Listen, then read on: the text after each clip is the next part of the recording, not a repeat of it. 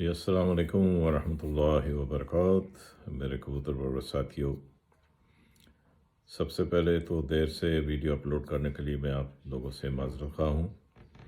مصروفیت کی وجہ سے میں آپ دوستوں کے پاس آپ کے لیے جلد ویڈیو اپلوڈ نہیں کر سکا۔ تو سب سے پہلے تو ہمارے ایک دوست ہیں انڈیا سے، انہوں نے مجھے میسج کیا تھا ٹنیا کے بارے میں جاننے کے لیے کہ ان کے بارے میں کچھ ہسٹری بتائیں۔ آف کورس میرے پاس اس کی اتھینٹک ہسٹری ہے، جو میں آلریڈی ایک پاک پیجن گروپ تھا ویب سائٹ پہ، میں اس پہ بھی یہ پوسٹ کر چکا ہوں۔ اس کی بھی تھوڑا سا ریفرنس آپ کو دوں گا انشاءاللہ آگے چل کے۔ دوستو، ٹنیا کی ہسٹری جو ہے یہ سیالکوٹ میں ایک جان لنگڑا صاحب، اس ٹنیا جو فیملی ہے اس کا تعلق ایک سیالکوٹ میں جان لنگڑا صاحب ہوتے تھے، یہ ان سے منسوب ہے۔ ان کے پاس ایک پھیکا جونسرا یا تھوڑا سا گہرا جونسرا یا پھیکا کلسرا کبوتر کہہ لیں، ان کے پاس اڑتا تھا، جس نے 15 دن کی پروازیں جو ناگے کے ساتھ 5 بجے کے بعد بیٹھنے کی اس نے بیٹھتا رہا، اور ایک اندازے کے مطابق یہ 1940 یا شاید 1-2 سال آگے پیچھے ہوں گے، یہ سال تھے، یہ پاکستان بننے سے پہلے کی بات ہے۔ تو اس کے بعد انہوں نے جان لنگڑا صاحب نے اس کبوتر کو جوڑے میں ڈالا۔ جوڑے میں لگانے کے بعد اس کے بچے جو نکلتے تھے اچھے خاصے اڑتے تھے بچے، ان میں سے ایک بچہ جو نکلا تھوڑے چھوٹے سائز کا تھا، تو وہ ان سے کہیں نکلا، تو وہ ایک یہاں پہ ایک ابراہیم صاحب ہوتے تھے سیالکوٹ میں، ان کے ہاتھ لگ گیا وہ بچہ۔ انہوں نے اڑایا خاصا، اور انہوں نے اس کا نام ٹنیا رکھ دیا اس کو، کیونکہ سائز اس کا چھوٹا تھا، اس کی وجہ سے وہ اس کو ٹنیا کہنا شروع کر دیا انہوں نے۔ تو پھر ان کے پاس اڑا، پھر انہوں نے بچے نکلوائے، ان سے پھر اس کا بچہ ایک نکلا، وہ بھی چھوٹے سائز کا تھا، نکالتا تھا بچے بھی چھوٹے سائز کے تھے اس کے۔ تو ان میں سے ایک بچہ نکلا جو لالا ہنس راج کے ہاتھے چڑھ گیا۔ لالا ہنس راج کے پاس پہنچا تو انہوں نے، کیونکہ خاصے مشہور اور پاپولر تھے وہ کبوتر، جب ان کو پتہ چلا ان کا، تو انہوں نے وقت ضائع کیے بغیر اپنے گھر سے کوئی سفید مادہ اس کے ساتھ لگا کے اس کا جوڑا لگا دیا، اور دے اسٹارٹ کالنگ ٹنیا جوڑا، ایسے ان کا نام۔ ٹنیا تو آلریڈی پہلے پڑ چکا تھا نام، لیکن باقاعدہ طور پہ ٹنیا جو لالا ہنس راج کے نام سے ٹنیا مشہور ہو گیا، حالانکہ وہ اس کے جان لنگڑا کے کبوتر تھے وہ۔ اس کے بعد کی ہسٹری تو شاید آپ دوستوں کو پتہ ہی ہوگا کہ جب ماسٹر عبداللہ صاحب پاکستان بننے کے بعد، لالا ہنس راج اپنے سارے کبوتر، کیونکہ ماسٹر عبداللہ صاحب کے وہ پڑوسی تھے، وہ ان کو اپنے سارے کبوتر دے دے، خود تو بیچارے خالی ہاتھ گئے، اور وہ پھر کیسے ان کی ہسٹری بھی میں انشاءاللہ آپ دوستوں کو سناؤں گا کہ وہ یہاں سے کیسے جان بچا کے گئے، خالی گئے، اور پھر لالا جو تھے سردار دلبیر سنگھ سندھو رامپور میں، جن کا بے نظیر فارم تھا، ان کے والد تھے سردار بسنت سنگھ سنگھو، جو فیصل آباد سے جو لائل پور سے مائیگریٹ کر کے وہاں گئے تھے۔ تو ان کے جو سردار دلبیر سنگھ سنگھو کے جو فادر تھے سردار بسنت سنگھ سنگھو، ان کے ماسٹر عبداللہ کے ساتھ اور لالا ہنس راج کے ساتھ بڑے اچھے مراسم تھے، اور اسی وجہ سے ان کے پاس یہ کبوتر بھی تھے، ٹنیا بھی تھے، موتیاں والے بھی تھے، اور چوہے بھی تھے۔ جو موتیاں والے تو خیر انڈیا سے کبوتر آئے تھے، ان کی ہسٹری بھی کبھی میں انشاءاللہ دوستوں کو سناؤں گا۔ تو یہ 26 کبوتر بسنت سنگھ صاحب لے کے گئے تھے فیصل آباد سے، لائل پور سے رامپور انڈیا۔ تو پھر وہ یہ سٹوری بھی بڑی انٹرسٹنگ آپ کو سناؤں گا کہ ان کے پاس پھر یہ لالا ہنس راج سب کیسے پہنچے، کیونکہ وہ سب بیچارے افراتفری کے عالم میں گئے تھے، وہ کسی کو کچھ پتہ نہیں تھا کوئی کہاں گیا کوئی کہاں گیا۔ تو یہ کبوتر جب ان کے پاس پہنچا تو اس کے بعد انہوں نے ماسٹر لالا ہنس راج کے نام سے منسوب ہو گئے لالا ہنس راج کے ٹنیا، حالانکہ اصل کبوتر جو تھے یہ جان لنگڑا صاحب کے تھے۔ ایک بات اور دوستوں سے میں اور کلیئر کرنا چاہوں کہ شاید بہت سے دوستوں کو نہیں پتہ ہوگا کہ یہ جو چوہے کبوتر ہیں سیالکوٹ کے اور ٹنیا، یہ ایک ہی بلڈ ہے، ایک ہی بلڈ لائن ہے، ان کے مختلف کلر تھے، ان کی شکل و شباہت تھوڑی سی ڈفرینٹ تھی۔ جو ٹنیا کبوتر تھے یہ چھوٹی چونچ کے موٹی چونچ کے تھے، جیسے کہ پرانی طرز کے کبوتر ہوتے تھے جب شروع میں، جب میں چھوٹا تھا یا جب مجھے شوق دیکھا تھا تو اس زمانے میں جب بھی میں نے یہ پرانی طرز کے جو کبوتر دیکھے تھے، کوئی بھی ایسا پتلی لمبی چونچ کا کبوتر نہیں تھا، سب موٹی موٹی چونچ کے اور چھوٹی چونچوں کے کبوتر ہوتے تھے۔ بہت زیادہ چھوٹی نہیں ہوتی تھی، لیکن چڑے کی شیپ، جیسے چڑیا کی چونچ ہوتی ہے، اس ٹائپ کی چونچ ہوتی تھی، پیچھے سے موٹی آگے سے باریک۔ یہ پرانے کبوتر جو اوریجنل ہائی فلائٹ تھے اس طرح کے کبوتر تھے۔ بعد میں کراس مختلف ڈال کے ان کی شکلیں بھی چینج ہوں گی، ان کے کلر بھی چینج ہو گئے، ان کی آنکھیں بھی خاصی چینج ہو گئی۔ تو یہ تو تھی ہسٹری۔ اور اس میں چوہے اور ٹنیاں، جیسے میں کہہ رہا ہوں کہ یہ ایک ہی بلڈ لائن ہے، کہ اگر اب پرانے جو شوقین ہیں، اگر کوئی حیات ہو یا کوئی پرانے دوستوں سے اگر کوئی ملا ہو، ہمارا جو شوقین جو آج کل ہیں، تو ان کو پتہ ہوگا کہ پہلے زمانے میں جب چوئی کا، سیالکوٹ میں اس کو چوہا نہیں کہتے تھے، اس کو چوئی کہتے تھے، اور جب بھی کبھی چوہے کا ذکر ہوتا تھا تو ساتھ چوئی ٹنیاں کہتے تھے، اور اگر ٹنیاں کا ذکر ہوتا تھا تو چوئی ٹنیاں کہتے تھے، کیونکہ یہ ایک ہی بلڈ لائن تھے۔ ان میں جو ٹنیے تھے یہ جونسرے بھی نکلتے تھے اور سفید بھی تھے، ان کے پتلے پتلے چھپے ہوئے خال ہوتے تھے یہ ان میں ٹنیوں میں، اور ان کی چونچیں تھوڑی چھوٹی ہوتی تھیں۔ اور جو تھے چوہے کبوتر، یہ تھوڑے جونسرے، جسم پہ ہلکی سی چھاپ رکھتے تھے۔ تو یہ ان کی ہسٹری ان کبوتروں کی۔ اس زمانے میں اچھے تھے، لیکن بعد میں آ کے یہ کبوتر بگڑ گئے، ان میں وہ گوشت زیادہ ہو گیا، جسم پہ پر کم ہو گئے، سیان تو بہت رہی، کرخت ہو گئے کبوتر، لیکن پروازیں ختم ہو گئی ان کبوتروں میں۔ اب یہ تو تھی مختصر، یہ کافی ڈیٹیل سے ہسٹری ہے۔ اگر جو دوست اور کوئی جاننا چاہے گا تو اپنا نمبر مجھے میسج کر دیں یوٹیوب پہ، تو میں ان کو واٹس ایپ پہ ہی آگے سے اپنا جو میری پوسٹ تھی میں آپ کو پوسٹ کر دوں گا۔ تو اب ایک اور کسی دوست نے ایک کویسچن کیا تھا، اور بھی 2-3 کویسچن ہیں جن کے جواب میں آہستہ آہستہ دوں گا۔ ایک کسی صاحب نے پوچھا تھا یہ شیخو پوریا کے بارے میں، جو شیخو پوریا کبوتر تھا ہمارے استاد اخلاق احمد خان مرحوم کے پاس سے جو گیا تھا میاں نذیر صاحب کے پاس۔ یہ اس کی اسٹوری بڑی انٹرسٹنگ ہے، کسی دوست نے جاننے کی کوشش کی ہے۔ میں 1-2 دفعہ اپنے گروپ میں تو بتا چکا ہوں، لیکن شاید انہوں نے نہیں سنی ہوگی، تو میں انشاءاللہ یہ بھی ڈیٹیل سے بتاؤں گا کہ شیخو پوریا کی کیا ہسٹری تھی، اور اصل کبوتر جو بنے جنہوں نے پرفارم کیا وہ اسی کبوتر کی اولادیں تھیں۔ شیخو پوریا کی اولادوں نے ان کبوتروں کو اور بہتر کیا، گو کہ وہ خود بھی کمکر تھا۔ اینی وے، جیسے میں کہتا ہوں نا کہ ہر کبوتر جوڑے والا نہیں ہوتا، ہر پرفارمر کبوتر جوڑے والا نہیں ہوتا، اس میں کچھ جوڑے میں ہوتا ہے، پرفارم بھی کرتا ہے، اور کچھ صرف جوڑے کے لیے ہوتے ہیں، اور کچھ صرف پرفارمنگ کے لیے ہوتے ہیں۔ چلیں اب آتے ہیں مقصد کی طرف، کہ ایک دوست نے کویسچن کیا تھا یہ پر کے بارے میں، جی کچھ بتائیں، کہ جیسے کئی لوگ کہتے ہیں جی کہ اس کا اس طرح کے پر ہونا چاہیے، یعنی کہ 8واں اور 9واں برابر اور 10واں لمبا۔ دوستو میں آپ کو ایک بات بتاؤں،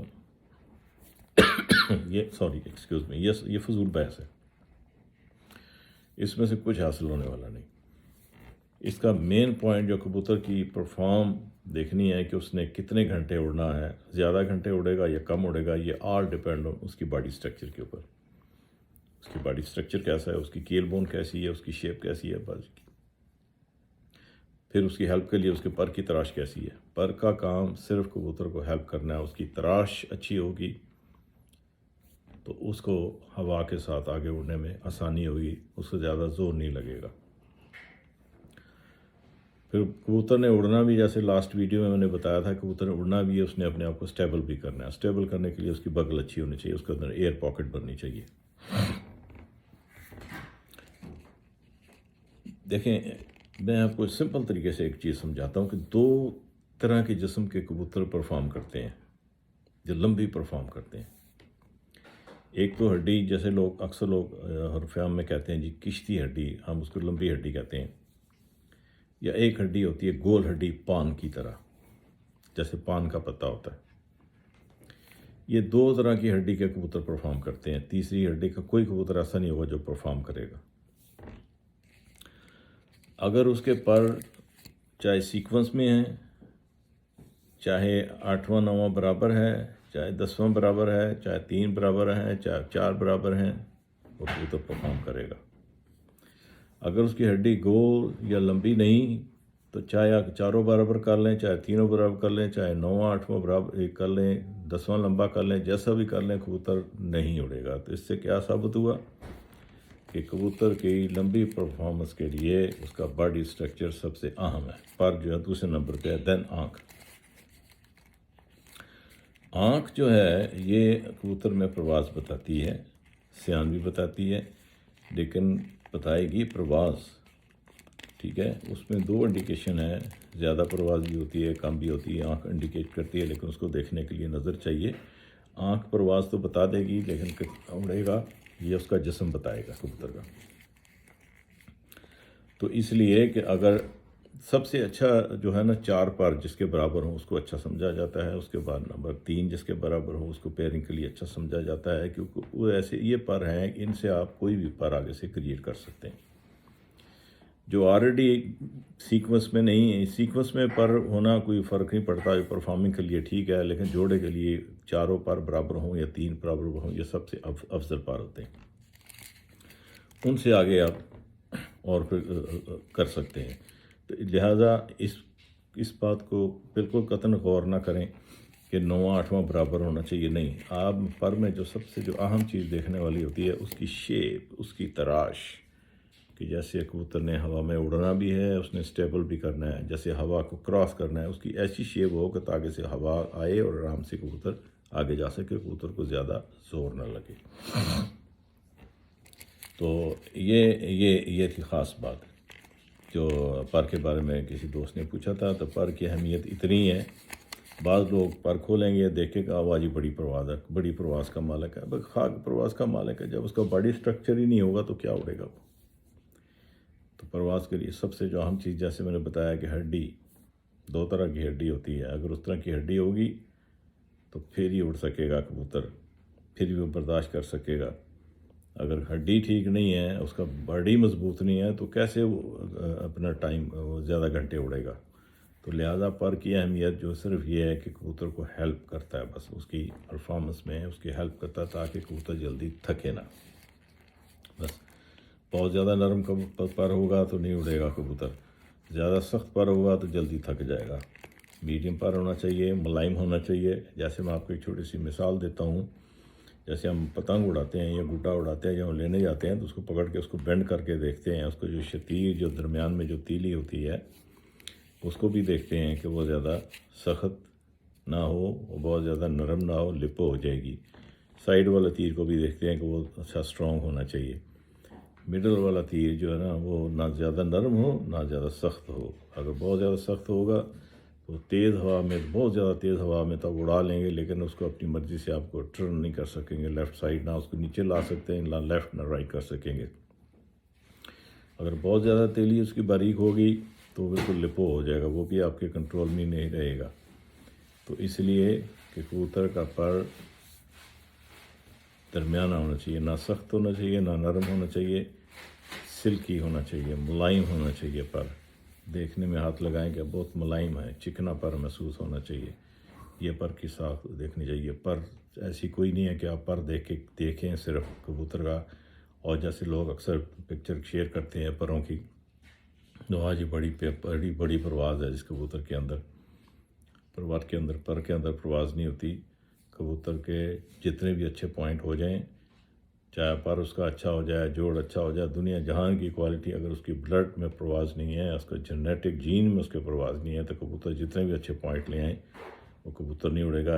اگر جنگلی کے پوائنٹس دیکھیں یا یہ جو کبوتر یہ ٹکڑی والے ان کے پوائنٹس دیکھیں ہوں گے، لیکن ان کا باڈی سٹرکچر ویسا نہیں ہوتا، کیونکہ جین میں ان کے پرواز نہیں ہے، ان کے بلڈ میں پرواز نہیں ہے، تو پھر آپ کو کیسے پرواز دے گا؟ تو لہٰذا پرواز کی اہمیت اتنی ہے کہ صرف وہ ہیلپر ہے۔ اصل چیز جو دیکھنے والی ہوتی ہے کبوتر کا باڈی سٹرکچر، 2 طرح کی ہڈی، جیسے ایکسکلوین کیا، ایک لمبی ہڈی اور ایک گول ہڈی، دیٹس اٹ، اس کے علاوہ کچھ نہیں ہے۔ پر کی اہمیت صرف اتنی ہے، چاہے 9/10 برابر ہو، کچھ نہیں فرق پڑتا۔ اگر آپ سائنٹیفکلی دیکھیں نا، میں تو جب بھی کوئی چیز دیکھتا ہوں اس کو سائنٹیفکلی بھی دیکھتا ہوں میں۔ آنکھ میں کیا دیکھتے ہیں؟ اب آنکھ میں کیا چیز دیکھنا ہے، اس کا مقصد کیا ہے؟ رنگوں کی تو ساری بات کرتے ہیں، یہ بھی رنگ، اس کا رنگ کا مقصد کیا ہے، اس کا پرپس کیا ہے، کچھ نہیں پتہ کسی کو۔ ٹھیک ہے، اب مجھے یہ بتایا کہ اگر 8واں یا 9واں برہ ہوگا تو اس سے کبوتر کو کیا فرق پڑے گا؟ کچھ نہیں فرق پڑتا اس سے کچھ فرق نہیں پڑتا. اگر یہی ہو کہ 8واں 9واں ہی کبوتر ہوگا اڑے گا، تو پھر جس کا 10واں لمبا ہے یا جس کے 3 برابر ہیں 4 برابر، وہ کبوتر نہیں اڑنا چاہیے. اگر کبوتر کا باڈی سٹرکچر ہڈی گول ہڈی نہیں ہے یا لمبی ہڈی نہیں ہے تو پر جس طرح کا مرضی لیں کبوتر نہیں اڑے گا. ٹھیک ہے. سب سے جو اہم چیز ہے، جیسے میں نے بتایا، اس کے بلڈ میں پرواز ہونے چاہیے، جنیٹکلی اس کے اندر پرواز ہونی چاہیے. تو کسی اور دوست نے آنکھ کے بارے میں بھی کویسچن کیا تھا، تو میں نے میسیج کیا تھا کہ بھائی دوست، آپ نے کیا ساری میری ویڈیوز دیکھی ہیں؟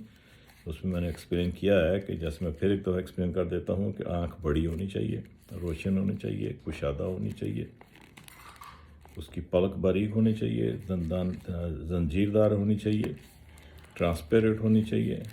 دل اس کا گول بھی اچھا ہوتا ہے لیکن بیضوی کو اچھا سمجھا جاتا ہے. پھر اور آنکھ کے بارے میں انشاءاللہ نیکسٹ ویڈیو میں، جیسے اس میں یا اس کے بعد جب بھی کبھی ٹائم ملا تو پھر بشپ سائن کے اوپر ڈسکشن کریں گے کہ بشپ سائن کیوں کہا جاتا ہے اور اس کی کیا اہمیت ہے اور یہ کیسے ڈسکور ہوا. تو انشاءاللہ اس کے اوپر بات کریں گے. تو جانے سے پہلے میں پھر دوستوں سے یہی ریکویسٹ کروں گا کہ پلیز، یہ آپ کا اپنا چینل ہے، اس کو سبسکرائب کریں، اس کو لائک کریں اور آگے دوستوں کو شیئر کریں تاکہ دوسرے دوستوں کو بھی اس علم سے فائدہ ہو سکے. تب تک کے لیے اللہ حافظ. فی امان اللہ. اپنی دعا میں یاد رکھیں. انشاءاللہ پھر دوبارہ بات ہوگی نیکسٹ ویڈیو میں انشاءاللہ. تب تک کے لیے اللہ حافظ.